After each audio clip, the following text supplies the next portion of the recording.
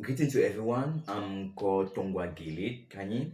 I'm a student a probably heard master student from the Biaka Institute, University Institute of Boya.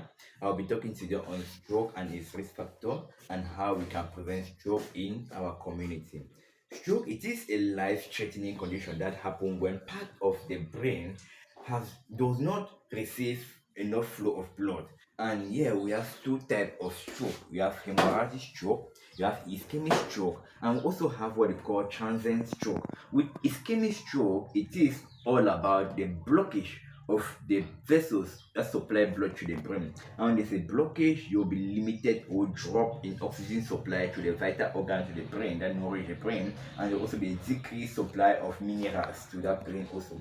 And we have the other one is called hemorrhagic stroke. With hemorrhagic stroke, is all about rupture, box, when there will be a flow out of blood out of the vessels or the blood that will be now we say cerebral or subcutaneous, so arachnoids. So with stroke, the risk factor stroke is also known as a non-communicable disease, and it's also known as a cerebrovascular accident. What I call cerebrovascular accident is all about what? Cerebral is all about the brain, the vessels that supply blood to the brain, and accident all about the injury that occur to the vessels that supply blood to the brain.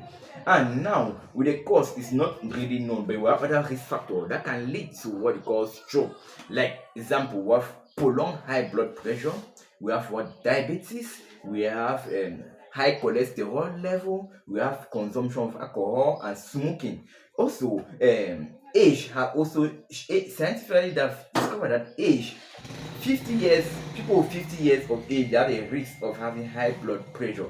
So how can we prevent high blood pressure in our community from it to occur in our community?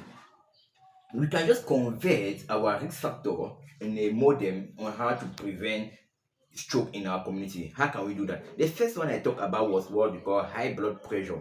With high blood pressure, if we can do frequent control of our BP and educate on the diet consumption, like reducing the consumption of salt, we can see how we can prevent stroke.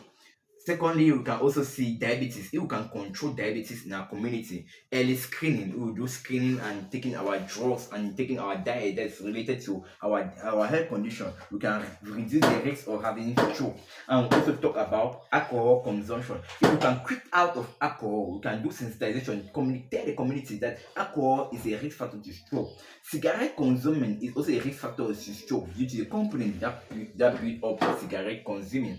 We also have what they call high cholesterol level. If you can check your cholesterol level once a month, you reduce the risk of you having stroke in future.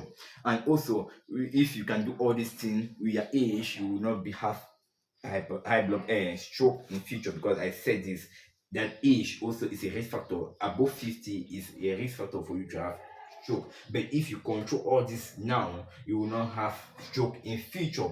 So if we can all join our hands together in a community and see how we can prevent this stroke in our community, it will be very better and very important for us. Please, thank you very much for your time. Help me and pass the information across, and we'll see how we can cross our hands together and see how we can prevent stroke in our community and in our country. Thank you very much.